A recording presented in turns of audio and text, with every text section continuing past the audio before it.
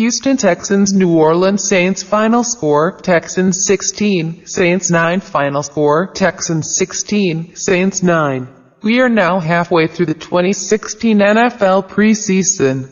The Texans moved to 2-0 after defeating the Saints at NRG Stadium tonight. Even though it was a preseason game, it had the gut-wrenching drama and intensity of a regular season game.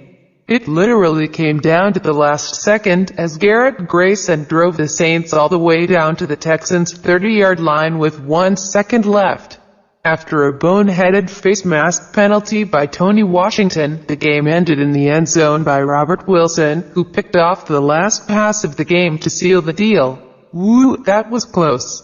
Now that everyone had an opportunity to change his or her soiled underwear, let's break this game down. Here's a brief progress report from tonight's game. Quarterbacks. Brock Osweiler showed a lot of improvement from last week to this week. He was much better than what we saw in last week's limited sample against San Francisco. Tonight, Osweiler was 12-19 for 129 yards, 1 touchdown, and 1 interception. It seems like some of the communication flaws with his receivers from last week have been addressed. Brock should play the majority of the next game against the Cardinals. In my opinion, that will be a better test for us to really see where this offense is. Tom Savage was solid tonight but not spectacular, going 7-12 for 75 yards. Yet in vintage Tom Savage fashion, he was sacked twice primarily due to him taking too long to get rid of the football.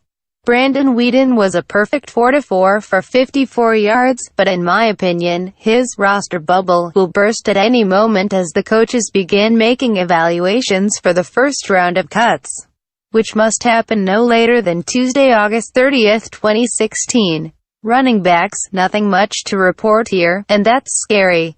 24 carries for 59 yards as a group with no touchdowns and a 2.5 YPC.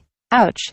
Offensive line, protected decently, but key services of Nick Martin were clearly missed tonight. The unit is struggling to open holes for the running backs, wide receivers, tight ends. Will Fuller was brilliant tonight. He had 4 receptions for 73 yards and a TD. Besides Fuller, I thought it was a very pedestrian game for the receivers, though Braxton Miller flashed. There was only 1 completion over 20 yards for the entire game. Not good at all. Defensive line, linebackers, surprisingly good pressure tonight on the Saints quarterbacks. Drew Brees had a tough time when he played, as he was pressured consistently. He even threw an interception to Jonathan Joseph. Overall, a solid performance tonight by the front seven. Dare I say that Jadeveon Clowney had a very good night, although the stat sheet will not show how good he was. He was an absolute mismatch for the Saints tackles who tried to block him. Clowney did have a sack and a tackle for a loss. It's clear that he's either well rested and ready to play, or he transferred his anger for John McClain to the Saints secondary. 2 interceptions as mentioned above, one by Jonathan Joseph and another by Robert Nelson to seal the game. Charles James II also played like a man possessed. Special teams. Akeem Hunt had an exciting kickoff return for 31 yards.